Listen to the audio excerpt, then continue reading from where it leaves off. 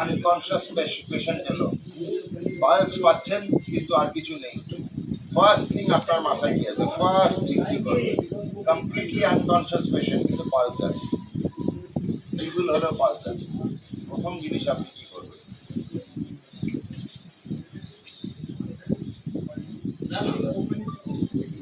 প্রথম জিনিস করবেন হচ্ছে ব্লাড সুগার, প্রথম হচ্ছে হাইপোগ্লাইসিমিয়া আছে কিনা। সুতরাং গ্লুকোমিটার দেখান আমাকে, একটা রয়েছে।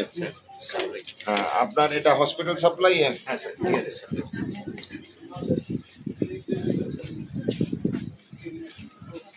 গ্লুকোমিটার এখানে কটা আছে? একটাই আছে। আচ্ছা, আপনার নিডল কি ব্যবহার করছেন? ল্যান্সেট আছে আলাদা? ল্যান্সেট আমায় দেখান। আচ্ছা, ঠিক আছে।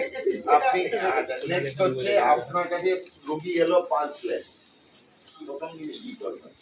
আপনি পেরিফেরাল পালস পাচ্ছেন না, ফার্স্ট থিং টু ডু, ঢোকার সঙ্গে সঙ্গে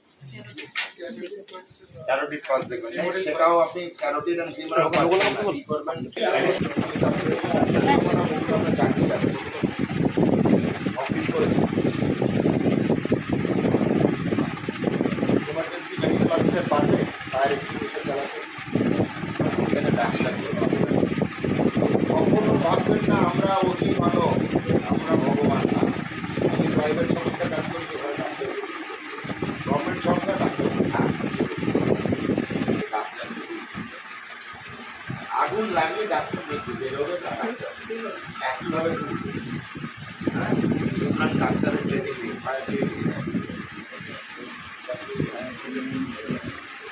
ফায়ার বিলের চেকলিস্ট আছে, ফায়ার বিল কস্টিং আছে। নন মেডিকেলকে কত বছর আছেন এখানে? প্রথম একটা আপনাকে দরকার পড়াতে হবে, ওই দিক দিয়ে বাইরে বেরোনো যায়।